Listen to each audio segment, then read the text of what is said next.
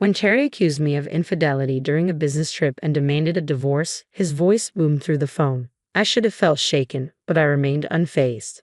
This was just another one of his dramatic outbursts. Despite sensing his emotional tremors from miles away, I was well prepared.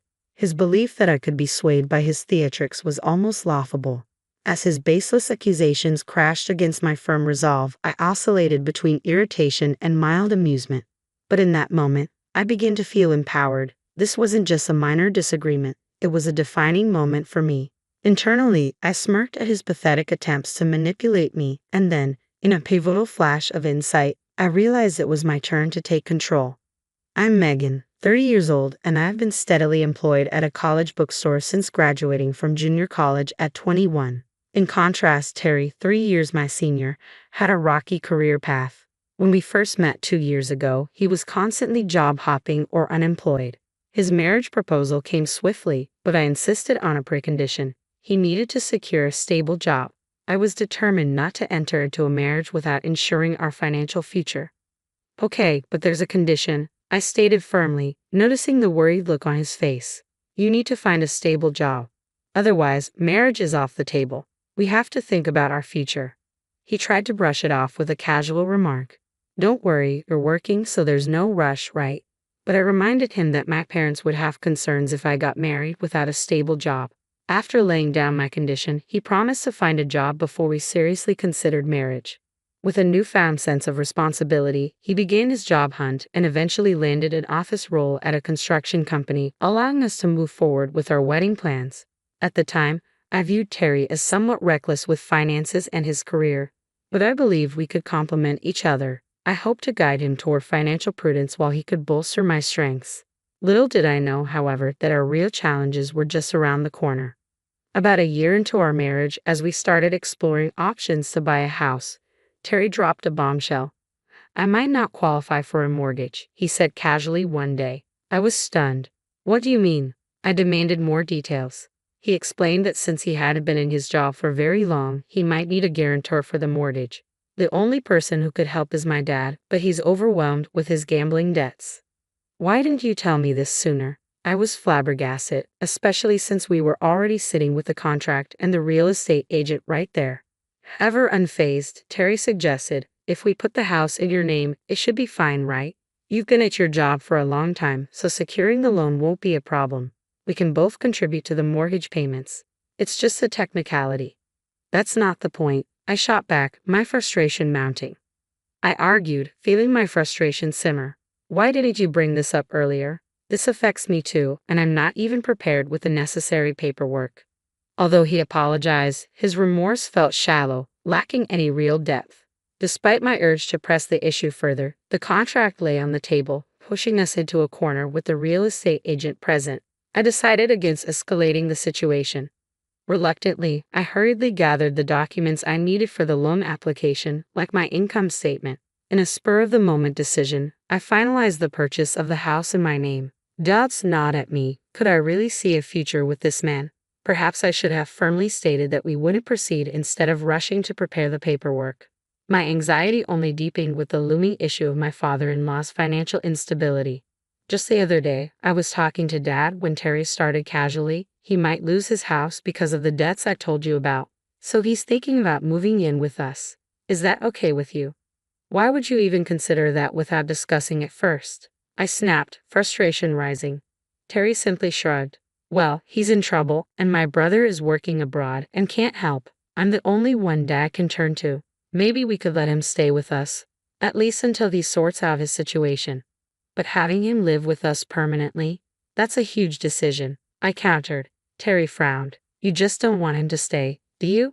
If he moves in, we could split the living expenses. Always with the money, I shot back, exasperated. You're the one who never seems to contribute. I retorted sharply. You promised we'd split the mortgage, but I'm the only one paying. You haven't contributed at all. In a marriage, finances are supposed to be shared. It's not just my money, it's supposed to be ours. It's only coming out of my account because the house is in my name. You're being incredibly self-centered. My voice was thick with exasperation, but Terry muttered under his breath, I hate discussing money, before storming out of the room. These disputes became a regular occurrence in our home. Terry would dismiss my concerns, leaving unresolved tensions to simmer between us. Despite the strain, he didn't entirely ignore his family situation. As part of his job in construction site administration, which often involved handling real estate contracts, he actively sought advice from an agency on how to secure the best deal for selling his family's home, including all the necessary procedures. I often caught snippets of these discussions, and while they served as a constant reminder of our issues, it was somewhat comforting to know he was taking action. However, the looming possibility of my in-laws moving in with us after the sale of their home hung over me like a dark cloud. Terry began attending meetings with real estate agents and even included his parents in the conversations. Without my involvement, his weekends started to fill up with trips away from home, and eventually, he left for an extended business trip to oversee a construction site far away.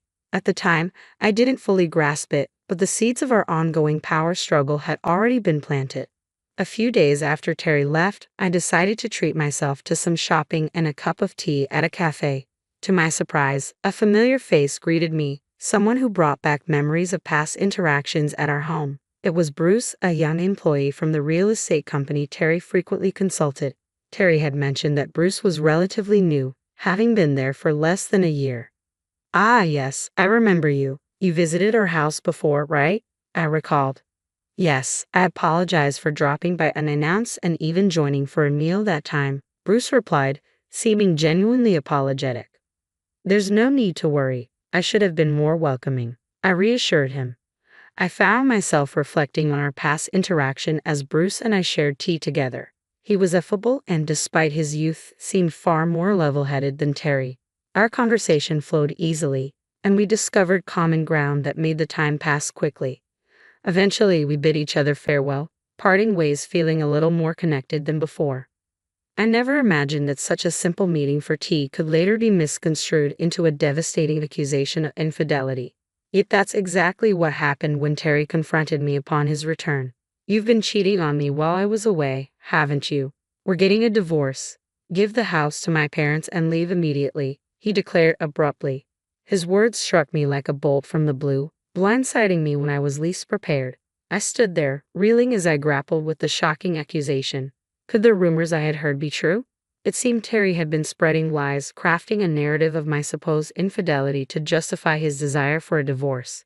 The supposed other man in this fabricated story was Bruce, the very person Terry had accused me of having an affair with.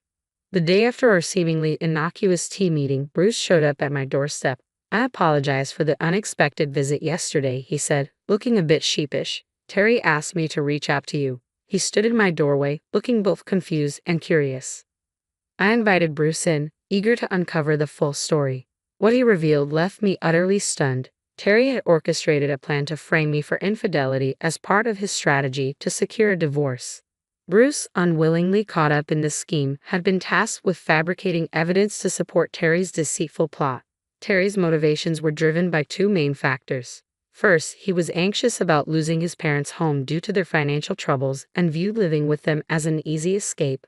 My resistance to this idea had pushed him to concoct a scheme to oust me and claim the house for himself. Second, Terry had been having an affair. He spent many weekends with his mistress, disguising his time away as discussions about his parents-in-law's issues. His growing infatuation with her had led him to see me, his wife, as an obstacle. By framing me for infidelity, he aimed to eliminate me from the picture and secure the house for his own benefit. Initially, I had believed Terry lacked cunning, but the complexity and maliciousness of his plan were shockingly devious. As I expressed my disgust, Bruce apologized for his role in the plot. However, I had no intention of letting Terry succeed with his deceitful machinations. I pretended to cooperate while secretly strategizing a counterattack. With Bruce's insights into real estate, we brainstormed several tactics, ultimately landing on a bold plan: sell the house while Terry was away. When Terry returned and was stunned by the news of the sale, I was ready for my confrontation. "I know everything, Terry. Bruce recorded all your schemes, including your attempts to frame me for cheating with him. If we go through with this divorce, I can seek alimony and take you to court," I declared, relishing the shock on his face. "Why?" he stammered, bewildered, but I wasn't finished yet. I had one more revelation. "You might not have realized it, but Bruce isn't just some new employee. He's the son of the company's CEO. I pointed out, astonished by Terry's ignorance. Didn't you notice that Bruce shares the same last name as the CEO? How did that escape your notice? Terry tried to brush it off. Well, Bruce's last name isn't exactly uncommon.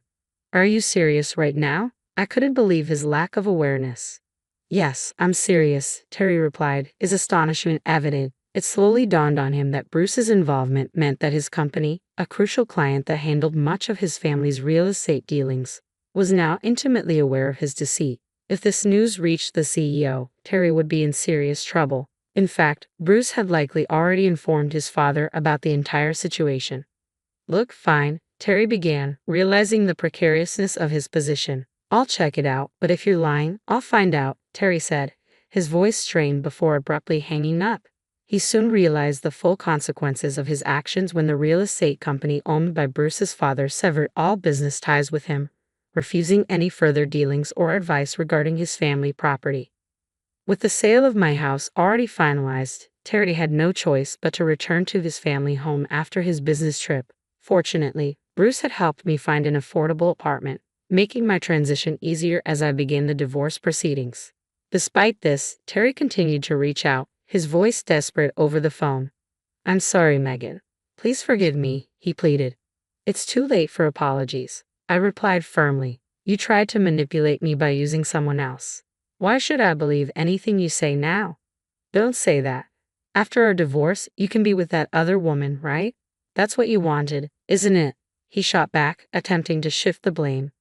Yeah, well, she had someone else she liked and dumped me. What a sorry tale, I retorted. But just because of that, don't expect me to change my mind and come running back to you. With that, I ended the call with a heavy sigh. Despite my efforts to keep my new address from him, Terry's calls were relentless. Each time, he pleaded, please don't leave me. I'll change. I'll be a better husband. But I was weary of his empty promises.